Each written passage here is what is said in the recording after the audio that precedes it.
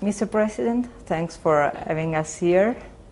And it's a very important moment because UN Security Council just approved at unanimity a resolution asking Syria to eliminate completely its chemical weapons. Are you going to comply with this? Actually, we join the international agreement for preventing the use and acquirement of chemical weapons before that resolution came to light. The main part of the Russian initiative based on our will to do so. So it's not about the resolution, actually it's about our will. Of course, we have the will because in 2003 we had a proposal in the United Nations, in the Security Council, to get rid of those weapons in the Middle East, to have a chemical weapon-free zone in the Middle East. So, of course, we have to comply. This is our history, to comply with every treaty we sign. So, with no limit to any extent? According to every chapter in the agreement, we don't have any reservation. That's why we decided to join the agreement. How do you think you will organize this kind of dismantling, which is very complicated? This question should be directed to the organization itself, because our role is to offer the data and to facilitate their procedures, which is available so far. But I think it's about the technical side or aspect of the implementation, about how to reach those places, especially when you have terrorists could put any obstacle, and about how to dismantle and get rid of those materials. Let me just speculate on this. It means that you're going to help them and protect them because now security is a very important issue here in Syria. Of course, that's self-evident, yes. And let's go forward, Mr. President, trying to understand what's going on in Syria in the next few days, weeks and months, because now the attack, which was very close a few weeks ago, looks to be a little more distant. How are you going to work in this time? What is your personal roadmap? For what, sorry? For political activities. I mean, how do you think you're going to use this time? Since the beginning of the crisis, we said political activity or solution, whatever you call it, is a very important part of the crisis. But when you have terrorism, you cannot expect the political solution to solve everything. In spite of that, you have to continue the political action. It's about the Syrians meeting around the table discussing the political system that they want, the future of Syria. And whatever they agree upon, you'll have a referendum in order to have the endorsement of the Syrian people regarding whatever part of the future of Syria, whether it's constitution or laws or whatever. That's what we've been doing since the beginning of the crisis, and this is the same action that we're going to continue with in the meantime. We will go back later to the beginning of the crisis, but let us stay for a second on this. It means you're going to discuss with the opposition as well, even with the armed opposition? When they are armed, they don't call them opposition, you call them terrorists. Opposition is a political entity, is a political program, is political vision. This is opposition. If you have arms and destroy and kill and assassinate, this is not opposition. This is what you call terrorism all over the world in every country. So we can discuss with every party in the opposition regarding the militants. If they give in their arms, we'll be ready to discuss with them anything like any other citizen. So we arrive close to Geneva II, the peace talks, because Ban Ki-moon, Secretary General of UN, said that very likely in November there will be a second Geneva meeting. Mm-hmm. Are you planning to attend it personally? That depends on the framework of the Geneva meeting, because so far that conference is not clear. What kind of conference? Who's going to attend?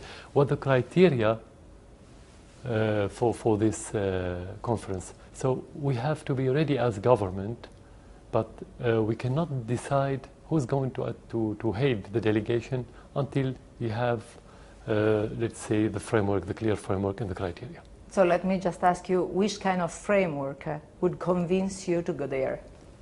As I said, any political party could attend that conference, but we cannot discuss, for example, with Al-Qaeda offshoots, an organization that's affiliated to Al-Qaeda. So, for example, terrorists. We cannot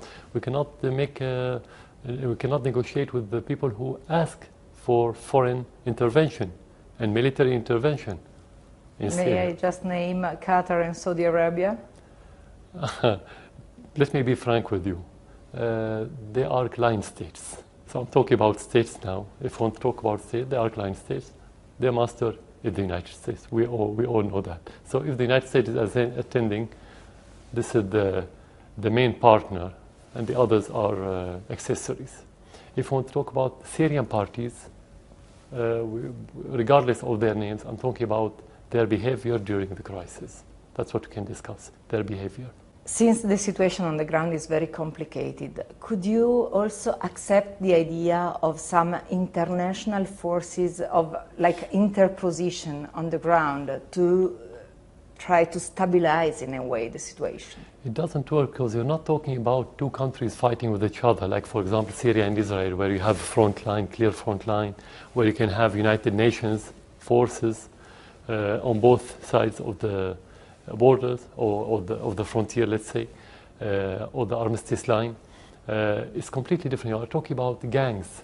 They could exist everywhere in Syria, within any city, where you don't have frontier or clear lines. So even if you want to suppose that you can accept that idea, which is not acceptable for us, but if you want to accept it, where can you position those troops? No one can draw a map. You need a clear map. There is no clear map. There are gangs coming from everywhere, and they are terrorists, should be fought, not should be isolated from the Syrian troops. We were discussing Geneva too, and I was thinking of Europe and Italy in particular as a potential partner of discussion. How do you see the role of Italy? Again, let me be very bold here and very blunt. If we want to discuss the role of Italy, we should see it in the light of the European role. Is Italy independent from the European role? If not, who's leading the European role? And we have to discuss the relation between the European role with the American. Is Europe independent from American policies today? I heard from many European officials that they are convinced about what we are saying, but they cannot announce it. This is not the first time, not only during this crisis. So any role should be looked at in the light of two things: the credibility of that role. Second, the relation between the individual or the country or the government, let's say, with the different parties. Now, our reality today, that most of the European countries adopted the American, let's say, practice in dealing with different countries since George Bush came to his position more than 10 years ago. When they have problem or disagreement with any country, they cut off all kind of relations. So if you want to play a role, how can you play a role where you don't have relation? How can you build credibility when you don't have relation? Regarding the credibility, how can you talk about the credibility of any European country now when they talk about the humanitarian aid, at the same time they established the worst embargo we've ever seen in Syria since the existence of Syria after the independence? Many things have to be discussed before asking for role. We welcome any role. We ask we support any country that would like to help the Syrians in their endeavor. But you cannot just ask for a role without having the foundation of that role. So, to be frank, Europe, most of the European countries today, they don't have the ability to play that role because they don't have the different factors that could make them succeed and could make them efficient and effective in playing that role. But things look to change quite quickly these days because we just had this phone call among President Obama and Iranian President Rouhani, and so it looks like that the balance in the region in some way is changing. Isn't it going to affect in some ways what is happening in Syria? I think it's going to affect it positively. For many reasons. First of all, Iran is our ally. Second, because we trust the Iranians. Third, because the Iranians, like the Syrians, like many countries in the world, don't trust the Americans. And I think many of the American allies don't trust the American administrations. So for the Iranians to move closer to the Americans, it's not just a naive move. It's a well-studied step that's based on the experience of the Iranians with the United States since the revolution in 1979. But if the Americans are, let's say, honest about this rapprochement, I think the results will be positive regarding the different issues, not only the Syrian crisis, include every problem in the region. You know that in the day of the crisis and in which the attack was so close, an important action was taken by Papa Francesco, Pope Francis, against the war. And now, speaking to the Christian minority here, they are all very scared. What is going to be your attitude towards minority like Christians in the next few years? Syria is a melting pot, and it existed like this, like it is today, because it was a melting pot with multifarious cultures for centuries, before Christianity and after Christianity, before Islam and after Islam. If you have any dramatic change in the demographic and the social fabric of the Syrian society, you're going to have big problem in the future regarding the future of Syria. I don't know what kind of problem, because it's more complicated than anyone would think, and that will affect the other countries in the regions. So Syria is a secular country, and the Syrian society is secular society.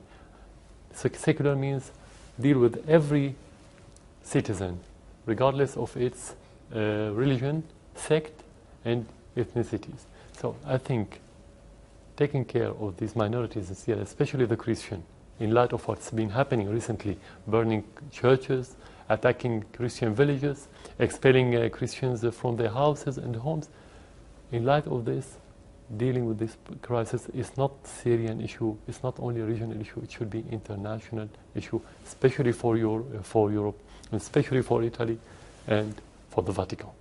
So, Mr. President, these have been very complicated weeks, and the escalation started with the infamous 21st August attack.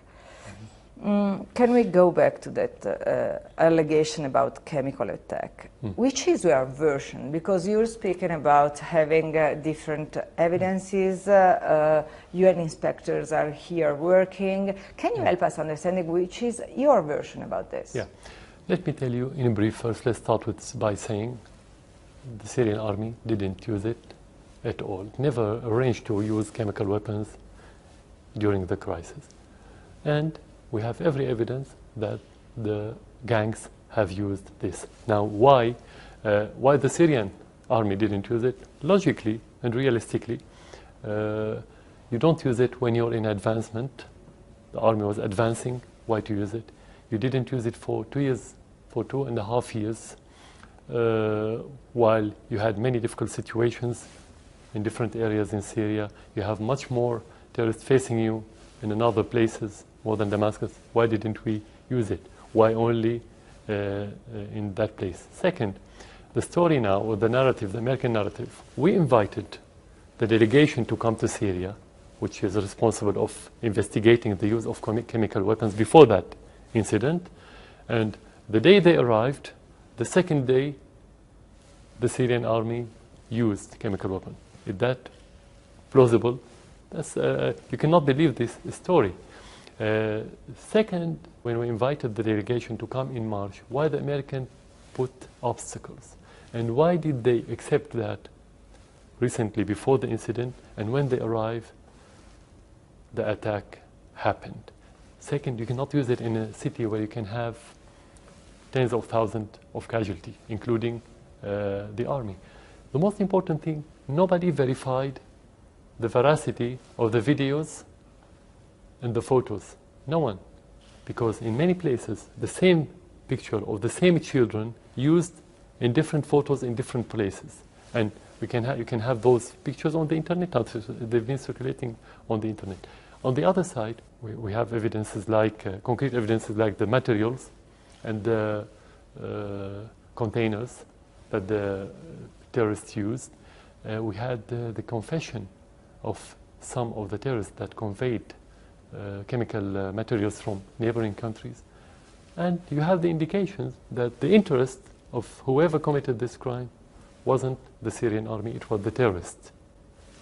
So is there even the slightest chance or possibility that someone inside your circle or the army did it against your permission, against you, and then maybe we'll see him defeat in a few months? I don't know. It's a very complicated crisis, so we're allowed to do speculations. It's a weapon of mass destruction. It's a chemical. It's like if you say that somebody in a nuclear country wanted to use nuclear weapon without the authority of his master.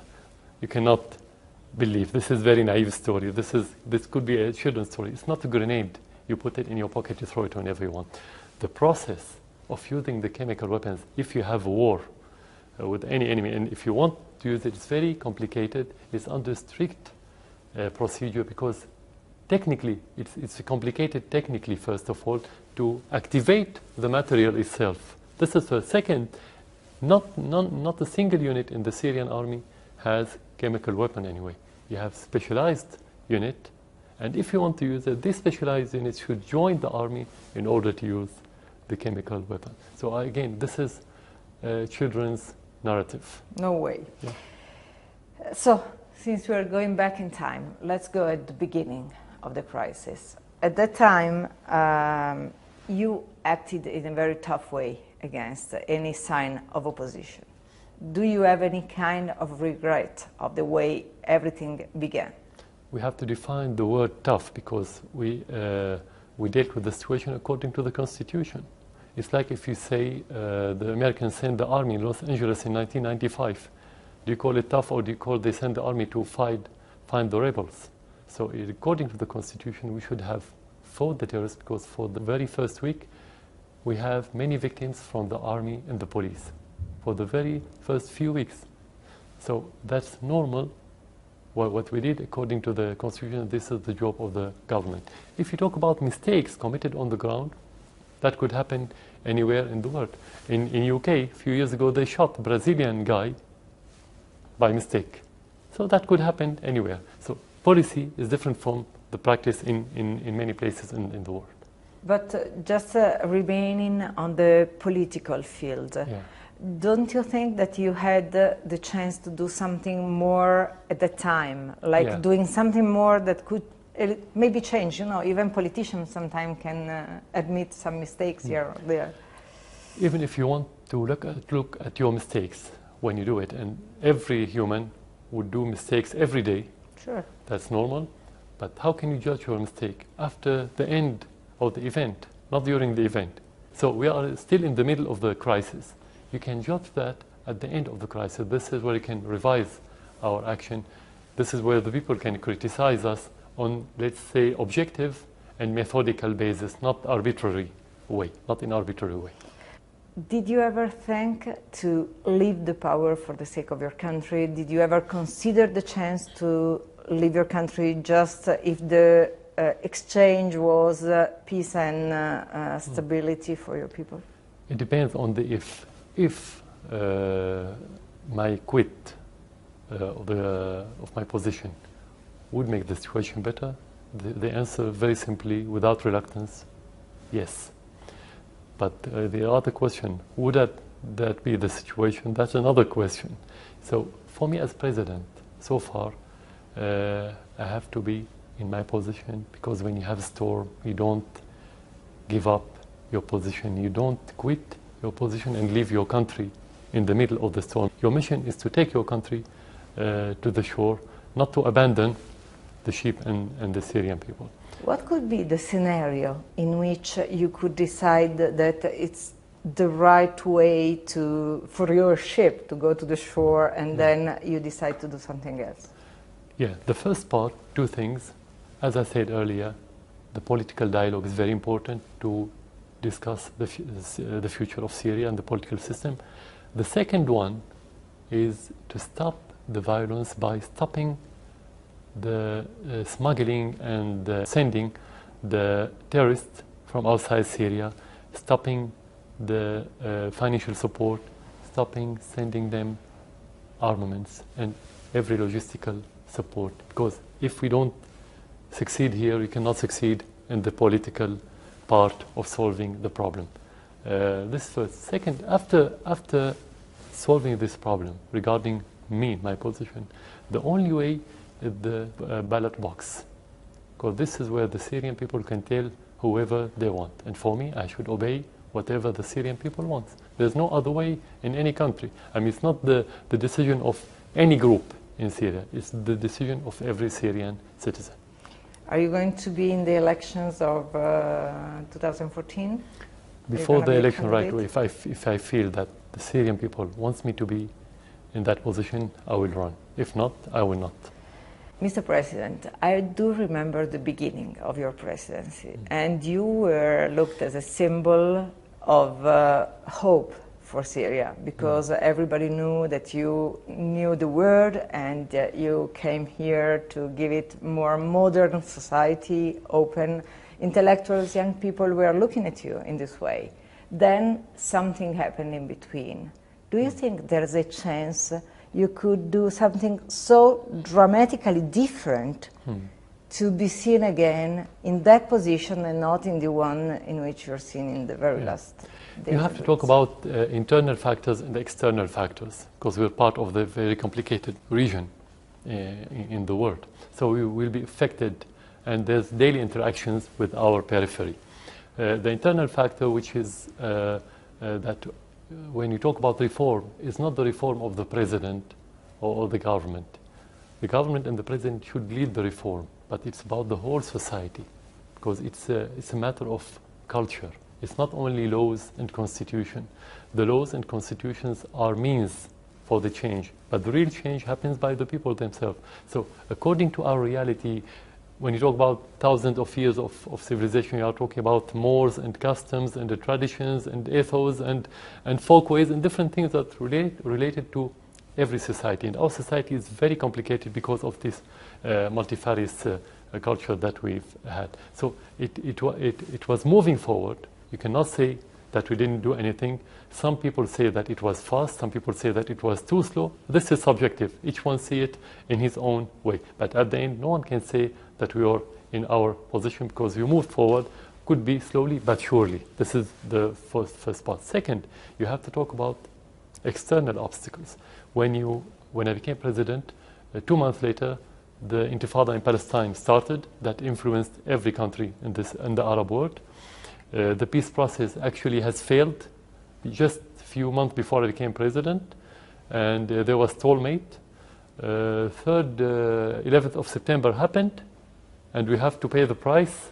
One of the countries that has to pay the price. They invaded Afghanistan, we were against. They invaded Iraq, we were against. And after 2003, after the invasion of Iraq, Syria had to pay the price, and there was embargo by the European and the West, and so on. There was only a period of, let's say, artificial period of conciliation, let's say, between Syria, which is not could be not the very precise word, but kind of rapprochement again between Syria and the Western, especially Europeans, between 2008 and 2011. Why artificial? Because it was under the supervision of the Americans. It wasn't genuine, because they weren't independent. So, and now we have the crisis. When you talk about reform, especially when you talk about dramatic reform, you need different atmosphere. You have to be comfortable economically, politically, and ideologically.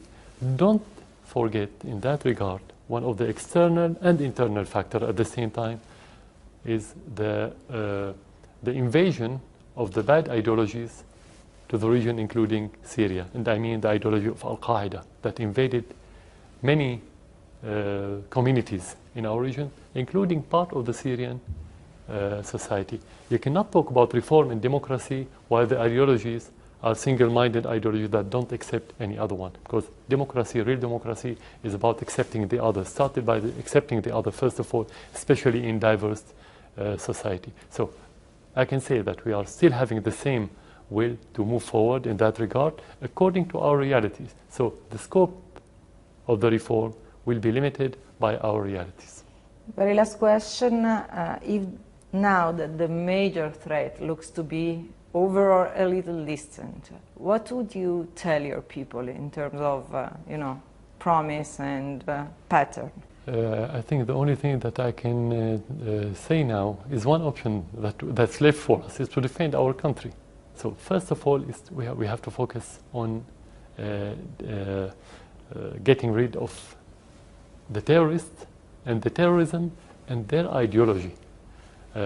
Second, even if we get over this crisis, we have so many things to manage after the crisis, what's the leftover of this crisis, especially the ideological, the psychological, and the social consequences of this society. So we have a lot of work, but I can say with confidence that we can make Syria much better than before the crisis. Even with reforms that yeah, people was asking? We need the reform. Without reform, we cannot. The reform is a very important part of what I'm talking about. Actually, is the major axe of making Syria better. That's for sure. But doesn't mean to be the hope in that regard of the foreign countries or foreign people. I could be the hope of the Syrian, not any other one. I wish you all the best. Thank you very much, Mr. President. Thank you for your time and for hosting us here. Thank you. Thank you for coming to Syria.